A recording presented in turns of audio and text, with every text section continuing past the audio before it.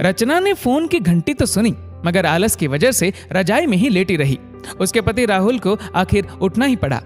दूसरे कमरे में पड़े फोन की घंटी बजती ही जा रही थी। इतनी सुबह कौन हो सकता है जो सोने भी नहीं देता। इसी चिड़चिड़ाहट में राहुल ने फोन उठाया। हेलो, कौन? तभी दूसरी तरफ से आवाज सुन सारी नींद खुल गई। नमस्ते पापा। बेटा, बहुत दिनों से तुम्हें मिले नहीं, सो हम दोनों 11 बजे की गाड़ी से आ रहे हैं। दोपहर का खाना साथ में खाकर हम 8 बजे की गाड़ी से वापस लौट जाएंगे, ठीक है? हाँ पापा, मैं स्टेशन पर आपको लेने आ जाऊंगा।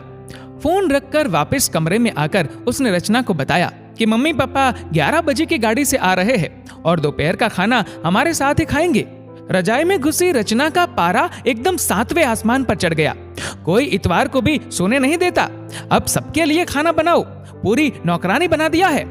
गुस्से से उठी और बाथरूम में घुस गई। राहुल हक्का बक्का हो उसे देखता ही रह गया। जब वो बाहर आई तो राहुल ने पूछा, क्या बनाओगी? गुस्से से भरी रचना ने तुनक के जवाब दिया, खुद को तल के खिला दूंगी।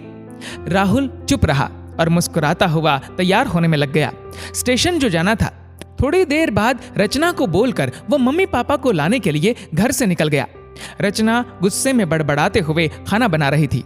दाल सब्जी में नमक मसाले ठीक है या नहीं की परवाह किए बिना बस करछी चलाई जा रही थी। कच्चा पक्का खाना बना। बेमन से पराठे तलने लगी तो कोई कच्चा तो कोई जला हुआ। आखिर वो सब काम निपटाकर नहाने चली गई। नहा के निकली और तैयार हो सोफे पर बैठ अखबार के पन्ने पलटने लगी। उसके मन में तो बस ये चल रहा था कि सारा संडे खराब कर दिया। बस अब तो आए, खाए और वापस जाए। थोड़ी देर में घर की घंटी बजी तो बड़े बेमन से उठी और दरवाजा खोला। दरवाजा खुलते ही उसकी आंखें हैरानी से फटी की फटी रह गई और मुंह से एक शब्द भी नहीं निकल सका। सामने राहुल के नहीं, उसके अपने मम्मी पापा खड़े थे, जिन्हें राहुल स्टेशन से लाया था। मम्मी ने आगे बढ़कर उसे झिंझोड़ा। अरे क्या हुआ? इतनी हैरान परेशान क्यों लग रही है? क्या राहुल ने बताया नहीं कि हम आ रहे हैं? जैसे मानो रचना की नींद टूटी हो। नहीं मम्मी, इन्होंने तो बताया था, पर चलो आप अंदर तो आओ। राहुल तो अपनी मुस्कुराहट रोक नहीं पा रहा था। कुछ देर इधर उधर की बातें करने में बीत गया। थोड़ी देर बाद पापा ने कहा, रचना गप्पे ही मारती रहोगी या कुछ खिलाओगी भी? ये सुन रचना को मानो सांप सूंघ गया हो। क्या करती? बेचारी को अपने ही हाथों से बनाए अध पक्के और जले हुए खाने को परोसना पड़ा।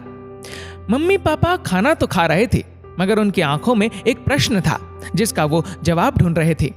आखिर इतना स्वादिष्ट खाना बनाने वाली उनकी बेटी आज उन्हें कैसा खाना खिला रही है? रचना बस मुंह नीचे किए बैठी खाना खा रही थी। मम्मी पापा से आंख मिलाने की उसकी हिम्मत नहीं हो पा रही थी।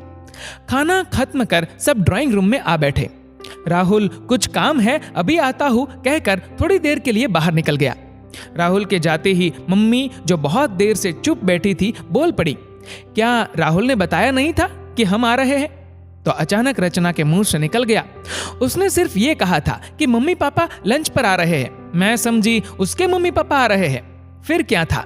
रचना की मम्मी को समझते देर नहीं लगी कि ये मामला है। बहुत दुखी मन से उन्होंने रचना को समझाया, बेटी हम हो या उसके मम्मी पापा, तुम्हें तो बराबर का सम्मान करना चाहिए।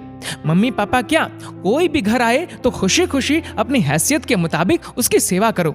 बेटी जितना किसी को सम्मान दोगी उतना तुम्हें ही प्यार और इज्जत मिलेगी। जैसे राहुल हमारी इज्जत करता है, उसी तरह तुम्हें भी उसके माता पिता और संबंधियों की इज्जत करनी चाहिए। रिश्ता कोई भी हो, हमारा या उसका, कभी फर्क नहीं करना। रचना की आंखें आंसुओं से नम थी।